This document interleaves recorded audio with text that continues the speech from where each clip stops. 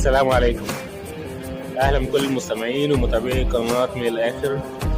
اخبارنا معاكم حصريه، اخبارنا سريعه، اخبارنا بتهم الشارع الكروي المصري. عندنا النهارده احداث وكواليس مهمه جدا في الساحه الرياضيه المصريه. عندنا اخبار عن اتحاد الكوره ولجنه الانديه والنادي الاهلي وردها على شكوى نادي بيراميدز في المحكمة الرياضية الدولية الكاس على إيقاف إعلان بطل الدوري حين التحقيق والانتهاء من الأحداث في مباراة الزمالك والأهلي والانسحاب والخصم 6 نقاط من المباراة.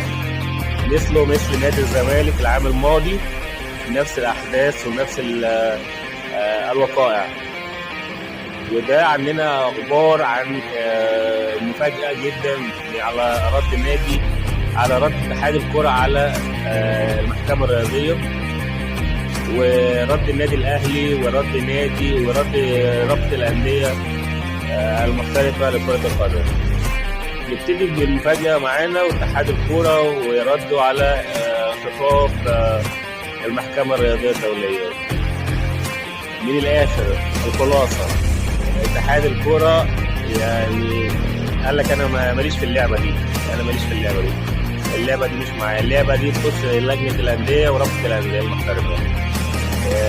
وبيحاول ان هو يتنصل من المسؤوليه في هذه الواقعه. ثانيا لجنه الانديه المحترفه وردها بعد ما كانت منحازه لقرارها، منحازه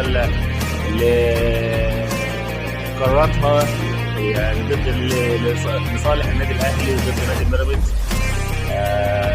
اكيد في مشاورات داخليه، واكيد قالوا لها ان لو انتوا يعني حاسوا لفريق معين من الفرق اكيد هيكون القرار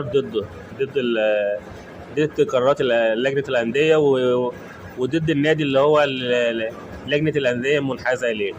فغيرت قرارها وغيرت كلامها وقالت لك احنا جهه محايده وغير منحازين لاي جهه، واحنا طبقنا اللائحه حسب القانون وحسب البنود القانون اللي موجود في اللائحه، مع ان اللائحه يعني غير مطابقه قراراتها مثلها زي مثل العام الماضي ونادي الزمالك واحداثه. اخبار كتيره ويعني سمك لبن تمر هندي.